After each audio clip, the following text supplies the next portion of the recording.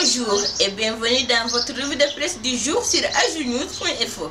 Politique et faits divers de société sont les principaux sujets de la une des quotidiens sénégalais parvenus à Ajunews. Ainsi, le populaire décrit un Macky dans un triangle de feu à cause des coups de boutoir de Wade et la colère des enseignants. Le président tenaillé entre tensions politiques et ébullition du front social et accusations de scandales, écrit le populaire. Sur cette sortie de l'ancien président contre Macky Sall qui traitait d'esclaves et d'anthropophages, Walfadjri note que Wade ne regrette rien et qu'Abdoulaye Baldé vole au secours de Macky. L'UGTL, Union des jeunesses travaillistes libérales, justifie les propos du secrétaire général du PDS et feeling Macky, titre Rewmi. Direct Info consacre sa une à cette interrogation: faut-il brûler nos hommes politiques? Selon le journal, les politiciens sont plongés dans des dérives de toutes parts. De son côté, Sud Quotidien se focalise sur l'appel aux retrouvailles en perspective de la présidentielle de 2017 lancée par l'ancien président de l'Assemblée nationale et du Sénat et note que les libéraux douchent Pape Diop. Ce journal explique que l'appel de Pape Diop ne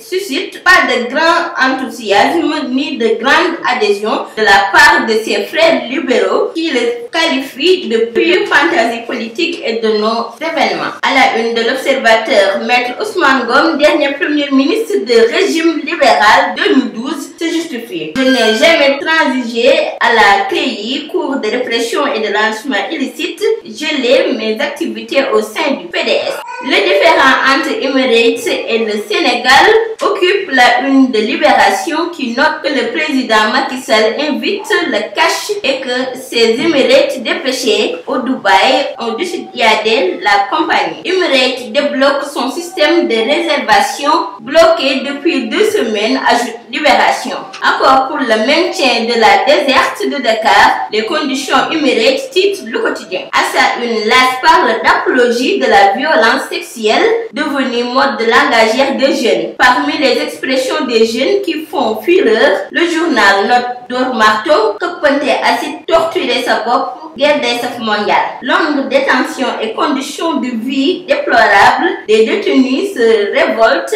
et annoncent une diète, écrit la Tribune à sa une. Pendant ce temps, enquête trace les routes de la drogue au Sénégal et donne la suite qui parle de Joal Hambourg en passant par Pointe-Sarène. Le Témoin consacre sa une au sport avec Yékini, ancien roi des arènes, qui abandonne définitivement la lutte. Selon son ménageur, Saourou Fall, ce dernier justifie cette décision par le fait que le lutteur n'a plus rien à prouver. C'était tout pour votre revue de presse du jour. Merci et bonne lecture.